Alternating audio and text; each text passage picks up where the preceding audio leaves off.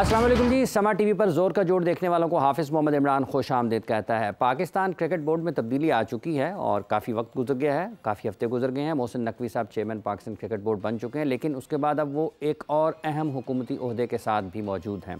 ये किस हद तक मुश्किल होगा, और चूँकि वो वजारत दाखिला को देख रहे हैं, क्या पाकिस्तान मुल्क का वज़ीर दाखिला पाकिस्तान क्रिकेट बोर्ड भी अगर चलाए तो क्या वाकई इससे कोई क्रिकेट बोर्ड के जो रोज़मर्रा के मामूलात हैं उसमें तो असर नहीं पड़ेगा? ये किस हद तक मुश्किल काम है। फिर पाकिस्तान क्रिकेट बोर्ड ने जो फ़ैसले किए हैं हाल ही में, बग़ैर किसी सरबराह के सिलेक्शन कमेटी, गैर मुल्की कोचिंग स्टाफ और कप्तान की तब्दीली, सिलेक्शन कमेटी को कप्तान की तकर्री का इख्तियार, डोमेस्टिक क्रिकेट की जो पाकिस्तान की हालत है उसको किस तरीके से बेहतर किया जा सकता है, और क्या वाकई हर एक काम में चेयरमैन को अपनी राय देनी चाहिए या फिर उसको कंट्रोल करना चाहिए तमाम मामलात को ऊपर बैठकर? क्या ऐसी चीज़ें हैं जिन पर मोहसिन नकवी को तवज्जो देने की ज़रूरत है? आज हम इसी हवाले से बात करेंगे। पाकिस्तान क्रिकेट बोर्ड के साबिक chairman lieutenant general retired Tauqir Zia साहब, जो ख़ुद भी किसी वक्त में 2 ओहदे रखते थे, आज हमारे साथ मौजूद है। जनरल साहब अस्सलाम वालेकुम। वालेकुम अस्सलाम। बहुत शुक्रिया जनरल साहब। बहुत बहुत शुक्रिया जनरल साहब, एक वक्त में आप चेयरमैन पाकिस्तान क्रिकेट बोर्ड भी थे और एक अहम ओहदा भी आपके पास था दिफाई इदारे का।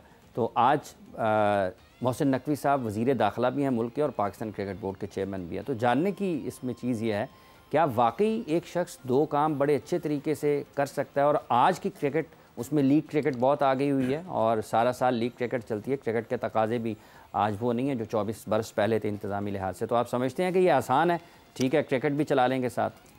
देखो हाफिज़, आइडियली तो आदमी के पास एक ही ओहदा होना चाहिए, ठीक है, और उसी के ऊपर आप कॉन्सनट्रेट करें। ठीक। और क्रिकेट बोर्ड भी कोई ऐसा ओहदा नहीं है कि जो कि मेरा मतलब कि सारी दुनिया की, पूरे पाकिस्तान की नज़रें आपकी इसी गेम के ऊपर है, बाकी तो और कोई गेम रह नहीं गए। लेकिन ये फैसले जो हैं ये चूँकि ऊपर से आते हैं और आपको एक्सेप्ट करने होते हैं, तो इसलिए ये जो डुअल रिस्पॉन्सिबिलिटी है, मेरे साथ भी ऐसा ही हुआ था। दोनों में एक फ़र्क एक ज़रूर है।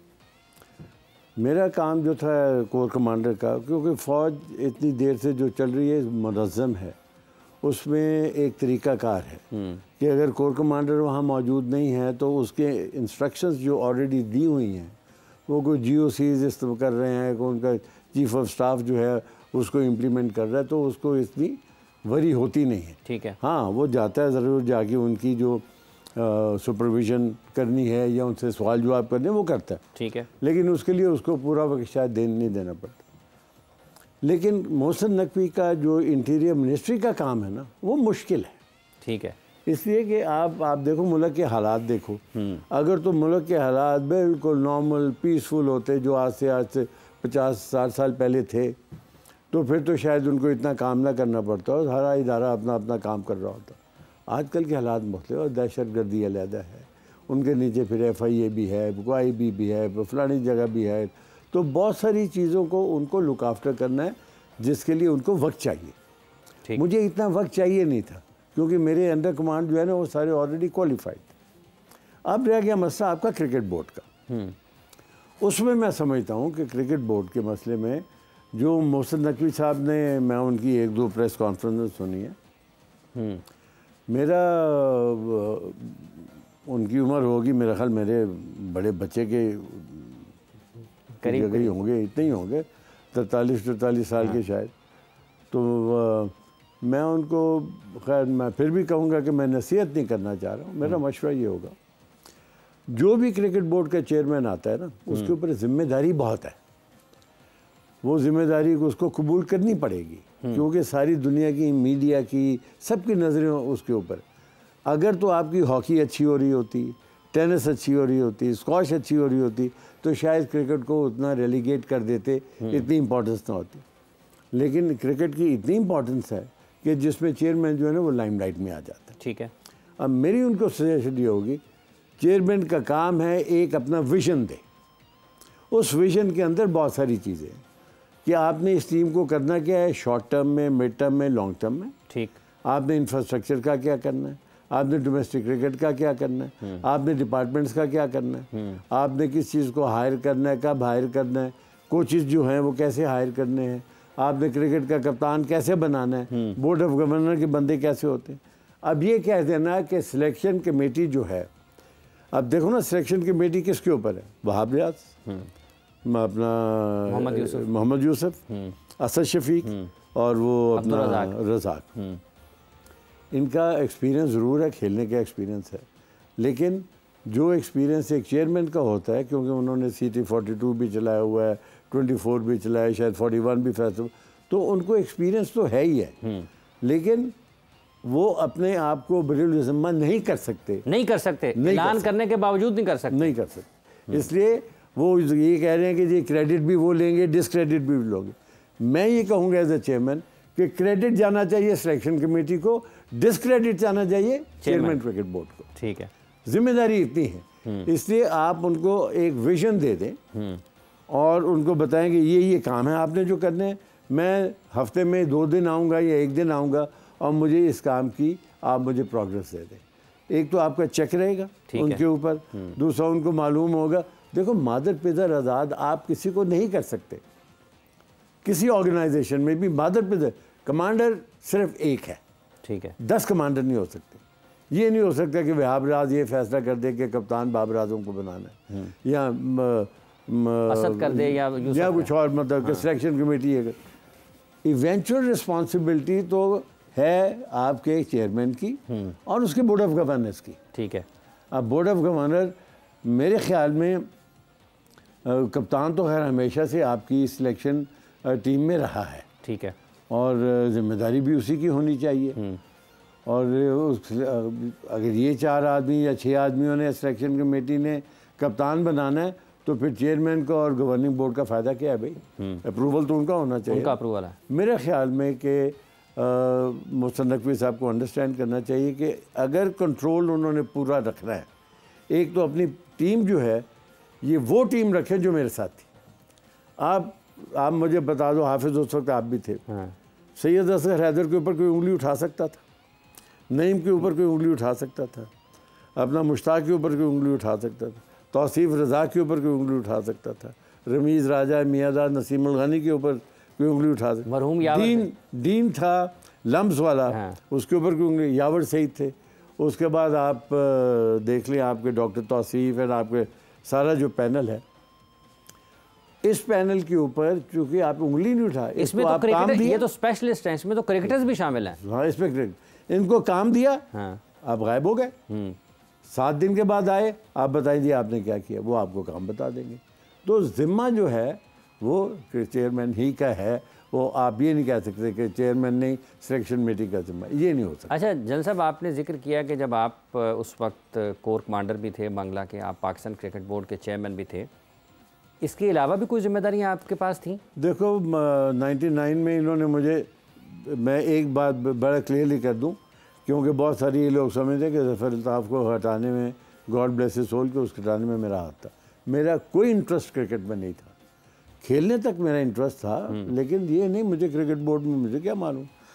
मुझे उन्होंने पहले पूछा था, फिर मैंने कहा जी इमरान से आप पूछते हैं, क्योंकि इमरान आजकल सियासत में, उसने ज़फ़र अल्ताफ़ साहब का नाम लिया। 40 दिन के बाद उन्होंने मुझे कहा, मैं तो ज़फ़र अल्ताफ़ साहब को नहीं जानता था, he is a good cricketer, ही अच्छा सेक्रेटरी भी थे, तो मेरा उनके हटाने में तो पहले कोई हाथ नहीं। अच्छा ठीक है, 99 से लेकर 2001 तक मैं रहा कोर कमांडर।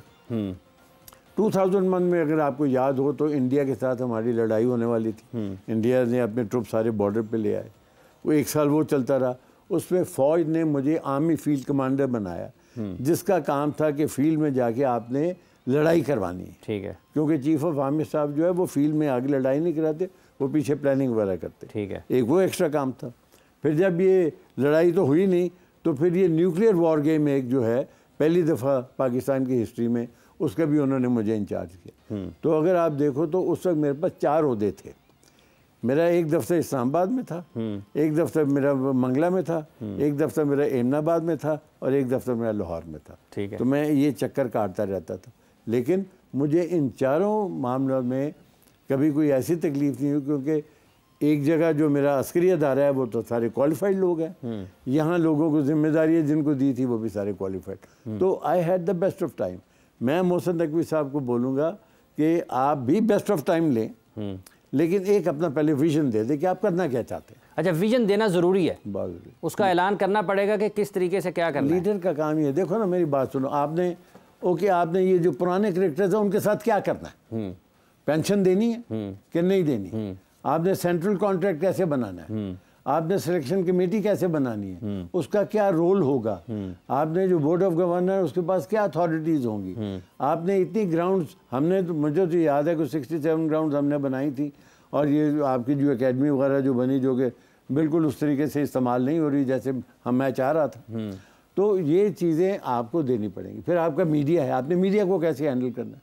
देखो ना, आपको सारा जो क्रिटिसिज्म है वो कहाँ से आता है, वो मीडिया से आता है। क्योंकि आप लोग इतने क्वालिफाइड हो, आपने हर चीज़ पे नज़र रखी, चाहे वो या हुसैनी हो, चाहे वो इकबाल बेग हो, चाहे वो राजपूत हो या अली हो या तुम हो या जो भी हो ना, तो आप लोग जो कि अंदर घुसे होते हैं तो आपको वो छोटी मोटी नज़र आती है। तो इन चीज़ों को मीडिया को भी साथ लेके चलना है। वो कैसे लेके चलना है, अगर डोमेस्टिक क्रिकेट आपकी मीडिया जब तक आपका चैनल पे नहीं आएगा, एक्सप्लेन नहीं करेगा कि क्रिकेट बोर्ड क्या कर रहा है, तो क्रिकेट बोर्ड की हमेशा कंट्रोवर्सी चलती रहेगी। ठीक है, ये जो इन्होंने कप्तान बगैर सिलेक्शन कमेटी सरबराह के ऐलान किया है, आपको लगता है कि ये मसाइल का बायस बन सकती है या फिर आज़ाद? देखो बेटा, हाफिज़ मसाइल का बायस बन नहीं गया, मतलब मैं कम अज़ कम मैं सोशल मीडिया पे ये देख रहा हूँ। हाँ। मुझे क्रिकेट के हालात पता नहीं है, मैं तो क्रिकेट बोर्ड में मेरा ख्याल 1 या 2 दफ़ा गया हूँ टोटल का, जब से मैं क्रिकेट बोर्ड छोड़ा।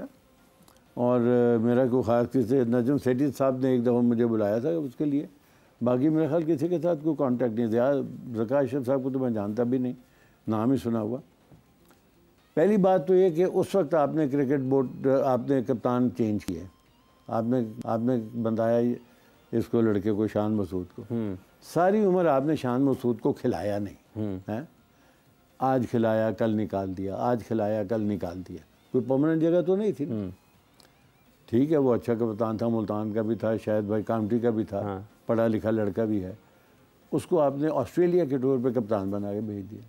आज तक ऑस्ट्रेलिया का रिकॉर्ड देख लेना कि हमने जब से क्रिकेट खेलनी शुरू की है, आया हम ऑस्ट्रेलिया में कितनी सीरीज़ जीत के आए हैं। ठीक है, शायद 1 दफ़ा ही हुई होगी, बट जनरली टफ सीरीज़ होती है। इसी तरीके से आपका न्यूजीलैंड सीरीज़ भी ऐसी है, आपने एक नए बच्चे को कप्तान उठा के बना दिया और फिर वो 4 मैच हार गया, आपने उसको कप्तान चेंज कर दिया। तो मेरा ख्याल कहीं ना कहीं कोई बैलेंस, कोई सोच होनी चाहिए। मेरा ज़ाती ख्याल ये है, कप्तान यहाँ तो बने बनाए आपको मिल जाते हैं, वो इमरान खान जैसे ही होते हैं। ठीक है, वो बहुत मदद या बॉन, वो बाकियों को आपको पैदा करना पड़ता है। और पैदा करने के लिए क्या है, आपने किसी को कप्तान बनाया, उसके साथ नायब कप्तान का होना बहुत ज़रूरी है, जिसको आप समझते हैं कि इवेंचुअली इसको कप्तान बनेगा। तो अगर बाबर आजम कप्तान बनाए तो इसके साथ अगर आप शाहीन अफरीदी को नायब कप्तान बनाए कि इवेंचुअली उसने बनना, या रिजवान या वॉटेवर, मतलब मैं किसी का नाम नहीं लेना चाह रहा, लेकिन सोच समझ के आप ये नहीं कि बाबर आजम को कप्तान बना। हाँ। कप्तान बनाने के लिए बहुत सारी रिक्वायरमेंट्स है, उसको आपको पिछला रिकॉर्ड देखना पड़ेगा, उसको आइंदा आपको टाइम देना पड़ेगा, उसने कितने टाइम, और आपने सीरीज़ टू सीरीज़ उसका कप्तान रखना है जिसका कोई फ़ायदा नहीं, या आपने लॉन्ग टर्म करना है। वजह यही होती है कि आपकी पाकिस्तान की क्रिकेट की हिस्ट्री बगावतों से भरी हुई है, हर कप्तान के खिलाफ कोई ना कोई बगावत होती रही है। आजकल की ये हालियत है, मेरी सिर्फ ये दुआ है कि ये चूँकि बच्चे हैं, इन्होंने आगे खेलना है, तो इन लोगों को मेरा ख्याल आपस में मिल जुलना चाहिए। मतलब ये जो फैसला हुआ है, आपको लगता है कि इससे टीम का इत्तेहाद मुतासर हो सकता है? हो नहीं रहा, सोशल मीडिया पे तो हो रहा है। और दूसरा आप देखो ना, आपने काकूल में एक ट्रेनिंग करवा दी। हाँ जी यार, काकूल में फौजी जो है ना, वो 2 साल की ट्रेनिंग करता है। 10 साल के अंदर वो फिटनेस नहीं होती आपकी। वो पर्पज़ और होगा कि शायद इनको थोड़ा चलो ऐसे मुकाम पे ले जाओ जहाँ को ठंडा भी है, को कैडेट्स के साथ इंटरेक्ट हो जाएगा, को फ़ौज का पता लग जाएगा। लेकिन अगर आप ये समझे कि 10 दिन के अंदर आप इनको फिट करके वापस ले आएंगे, I am sorry, you can't do that. ठीक है, ये 10 दिन के अंदर फ़ौज इनको फिट करके क्रिकेट के लिए नहीं ला सकती, पहली बात। दूसरी बात यह है कि क्रिकेटर, हर एथलीट के मसल्स मुख्तलिफ है। ठीक है, उनकी डाइट मुख्तलिफ है, उनकी एक्सरसाइज मुख्तलिफ है। इसीलिए तो आपने ट्रेनर रखे हुए हैं, इसलिए आपने डॉक्टर्स के पैनल रखे हुए हैं।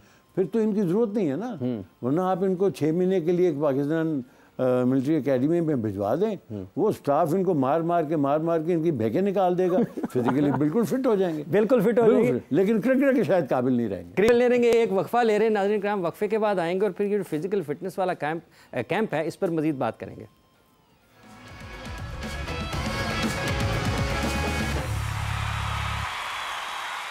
जोर का जोड़ में आपको एक मतलब फिर खुश आमदीद कहते हैं। बात हम कर रहे हैं पाकिस्तान क्रिकेट बोर्ड के साबिक chairman lieutenant general retired Tauqeer Ziyad साहब से, जिनका ये मानना है कि ये जो काकुल में कैंप लगा है फ़िज़िकल फ़िटनेस का, इससे खिलाड़ियों को फ़ायदा होना ज़रा मुश्किल है।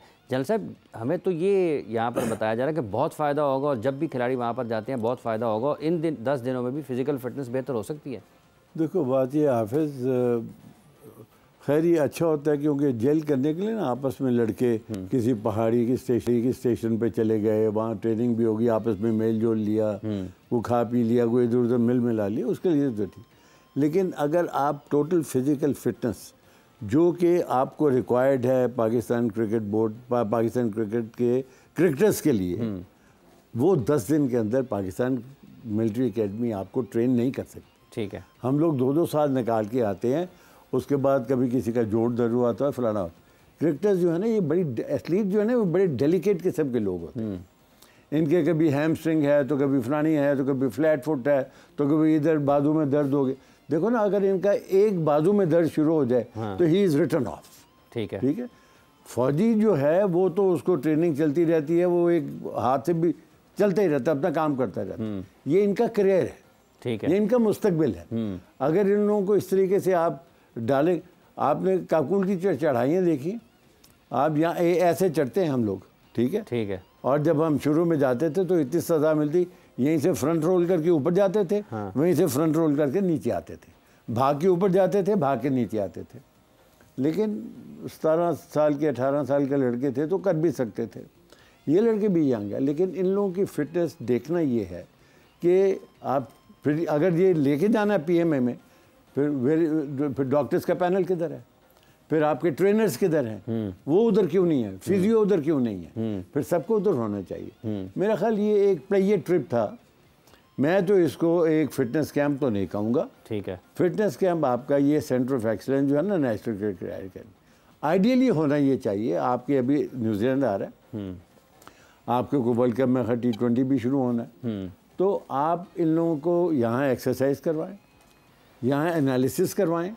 आपके एनालिसिस विंग है, आप देखें कि कौन सी टीम खेल रही है, कौन सी पिच पे खेलोगे, कौन सा बैट्समैन अच्छा है, कौन सा बॉलर अच्छा है, उसकी उस आदमी को आप तालीम दें, ठीक है। फिर साथ उसके ऊपर आप अपनी उसकी क्रिकेट खिलवाएं। यहीं आपकी फिटनेस गद्दाफी स्टेडियम में ट्रेनर के अंडर वो हो जाए। तो एक्चुअल फिटनेस तो ये है।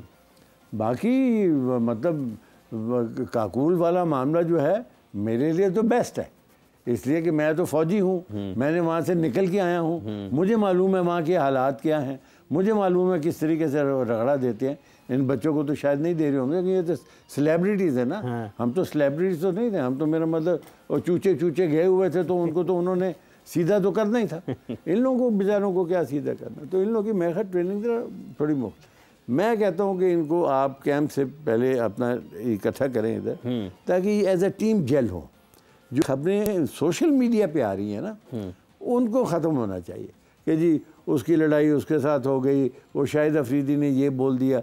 इनको इकट्ठा करो, और ये काम है कप्तान का भी और मोहसिन नकवी साहब, ठीक है। इनको इकट्ठे करके एक टीम बनाओ, ताकि आपने जब लड़ना है तो एज ए टीम लड़ना है।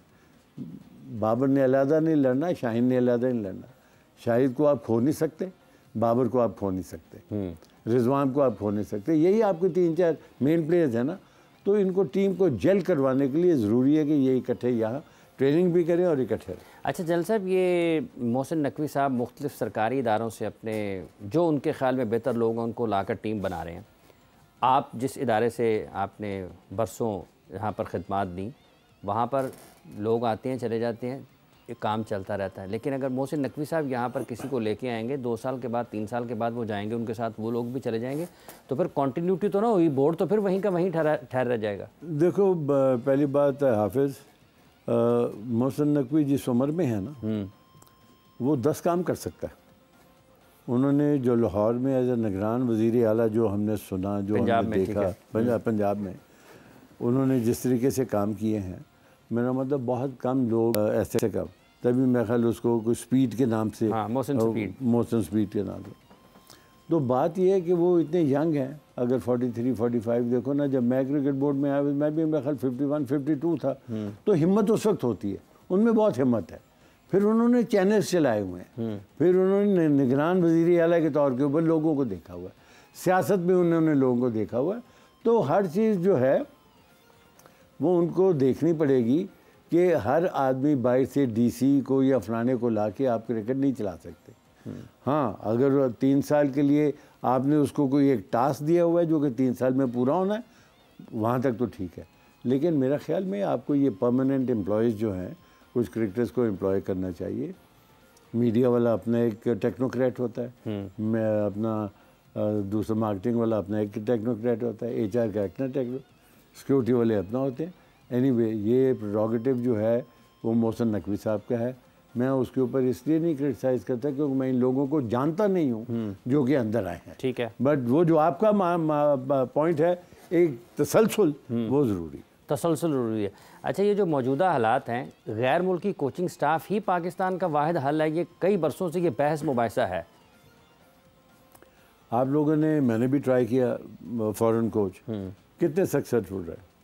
मैं ये कह रहा हूँ कि आपने ये जितने फ्रेंचाइजीज हैं यहाँ, इनके भी तो कोचेस थे ना कुछ। हाँ जी, मुदस्सर नज़र था, हाँ, मुदस्सर नज़र नेशनल क्रिकेट एकेडमी में भी काम करता रहा, कोचिंग के तौर पे भी काम करता रहा। UAE में मेरा ख्याल वो उधर भी उनकी किसी एकेडमी में काम, UAE की एकेडमी ICC की ग्लोबल एकेडमी भी रहे। फिर आप देखो कि आपका ये लाहौर के अंदर में आया है आकिब जावेद, मतलब कब से इनके साथ इन्वॉल्व है। उनकी टीम हार भी रही थी पहले, भाई वो इन्वॉल्व था, उन्होंने कैसे टैलेंट को हंट किया। मेरे ख्याल में पहली बात तो ये है कि हर क्रिकेटर जो है वो कोच बन नहीं सकता। ठीक है, वो एक सर्टिफाइड होना चाहिए ना, एक सर्टिफिकेशन होनी चाहिए, वो ज़रूरी है। आप ये नहीं कि उठा के बोले तो दिया कि तुम पाकिस्तान क्रिकेट टीम की कोचिंग करोगे, ये नहीं हो सकता। लेकिन मेरा ख्याल आकिब जावेद, मुदस्सर नज़र अगर ने ये की हुई है तो they will be a very good choice for Pakistan. मैं ये समझता हूँ कि आप पाकिस्तानी लोग अगर ज़्यादा एम्प्लॉय, अब आप देखो ना, डॉक्टर्स का पैनल जो था, डॉक्टर तौसीफ से अच्छा कोई डॉक्टर था, वो जो मिसाक रिजवी भी था, सुहेल भी थे, ये सारे लड़के थे। इन्होंने मिल मिला के ये जो हमारा स्पीडस्टर है शुएब अख्तर, इसको सीधा किया था। ऐसे ही किया था। किसी को कोई इंजरी हुई थी, कोई फेक इंजरी कर ले तो अलग बात है, लेकिन कभी किसी को इंजरी उन्हें होने नहीं दी। तो मेरा ख्याल ट्रेन करें अपने पाकिस्तानी लोगों को ताकि यही इनके साथ जेल करें। अच्छा साहब, ये जो आपने मुदस्सर नज़र का जिक्र किया है, आपने बुनियादी ढांचे का भी जिक्र किया है, आपको लगता है कि 2025 की चैम्पियंस ट्रॉफ़ी में जब पाकिस्तान ने जाना है और इंडिया ने आना है पाकिस्तान में, और इंडिया नहीं आता तो हालात ज़रा मुख्तलिफ होंगे। पाकिस्तान अभी गुज़िश्ता बरस 50 ओवर्स का वर्ल्ड कप खेलने के लिए भारत गया था, तो आपको लगता है कि मुश्किलात हो सकती हैं पाकिस्तान के लिए? देखो, हमारी मुश्किलात क्या हैं। पहली बात तो ये है कि वो अपने इंडिया की डोमिनेंस जो है ना, उसको अपने ऊपर ऐसे सवार किया हुआ है, क्योंकि हम उनको ज़्यादा लिफ्ट कराने शुरू कर देते हैं। बाकी ये है कि उनके आने से या हमारे उधर जाने से दोनों टीमों का फ़ायदा तो बढ़ा है, इसमें तो कोई शक नहीं है। बल्कि मैं तो कहता हूँ IPL और PSL भी एक दूसरे को आपस में एक साथ खेलना चाहिए। बहरहाल हमारा मसला आएगा आपका इंफ्रास्ट्रक्चर का। क्या आपके पास ऐसी ग्राउंड्स, ऐसे वेन्यूज़ हैं जहाँ कि आप ये सारी ट्रॉफीज़ वगैरह, चैम्पियन ट्रॉफी करवा सकेंगे? वहाँ फैसिलिटीज़ हैं। सिक्योरिटी तो देखो, मोहसिन नकवी सिक्योरिटी का तो इंचार्ज है ना, इंटीरियर मिनिस्टर, वो तो सिक्योरिटी तो मसला कोई नहीं होगा। मसला आएगी आपकी एकोमोडेशन का, आपकी एडमिनिस्ट्रेशन का, उसमें आपको उनको देखना। बाकी हालात मुल्कों के एक जैसे नहीं रहते। पाकिस्तान इंडिया के हालात पिछले 76 साल से 75 साल ख़राब रहे हैं, शायद एक आध साल को ठीक हुआ हो।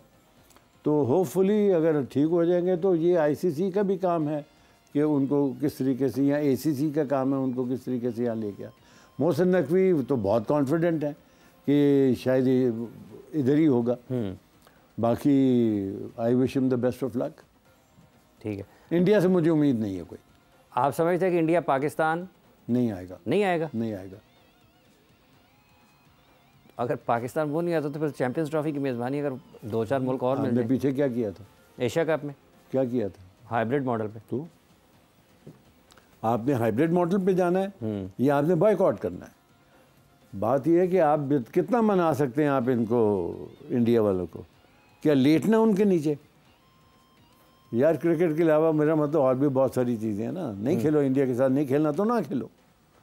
बात यह है कि मैं तो चाहूँगा कि इंडिया के साथ हमारे इतने अच्छे रिलेशंस हों, वो भी आए इधर, जैसे 2004-05 में आए थे, ये भी लोग उधर जाएं, इन लोगों को भी प्यार मिले, उन लोगों को भी प्यार मिले।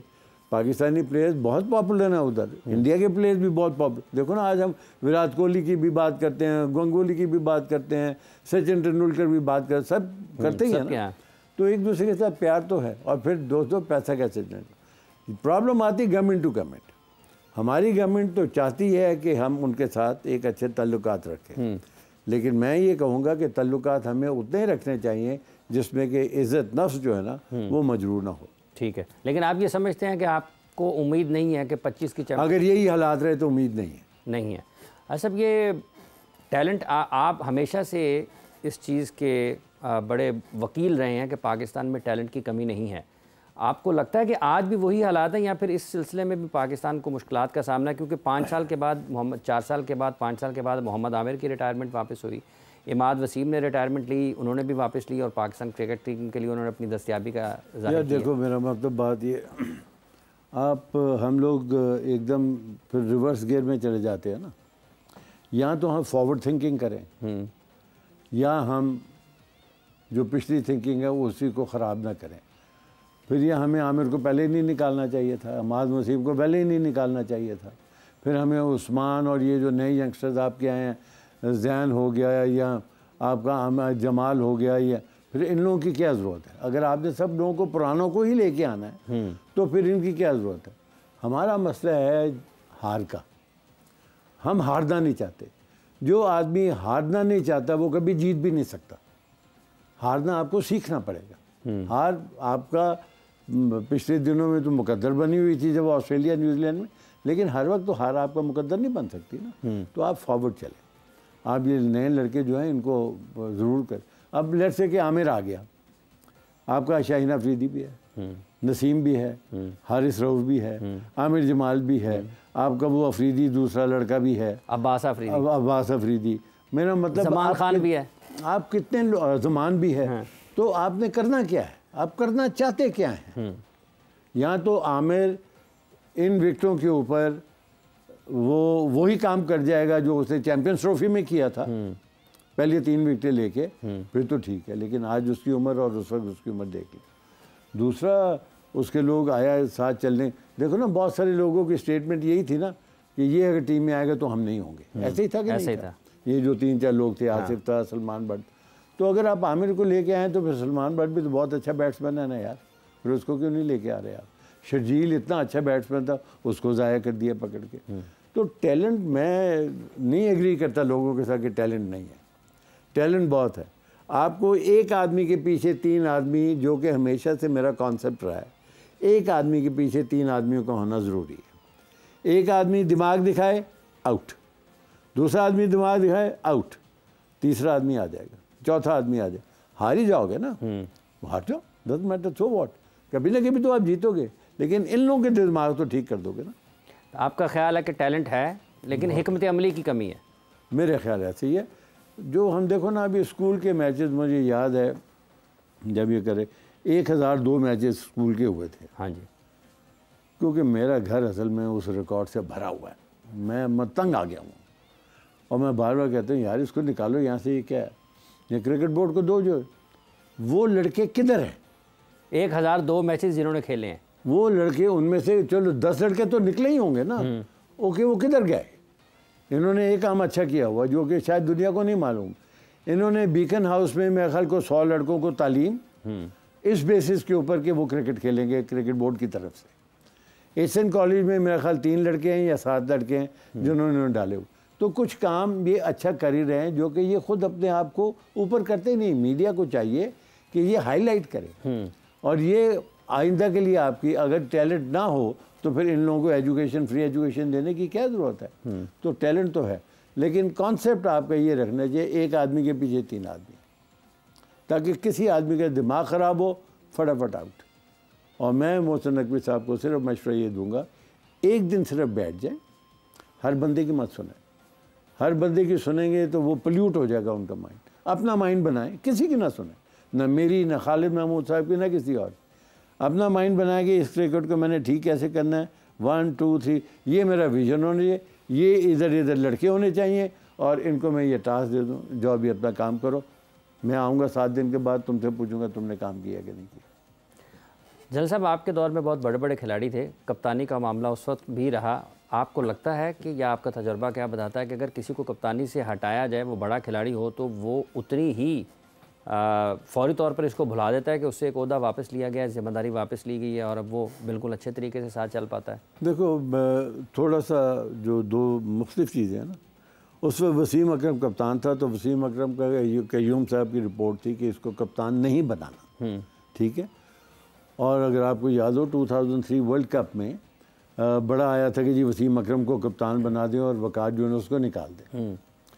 तो वो कहते ना गोंगलों तो मिट्टी लाने वास्ते, मतलब ICC भी से मैंने पूछा, लीगल वालों से भी पूछा, मुझे पता था क्या क्या जवाब आना।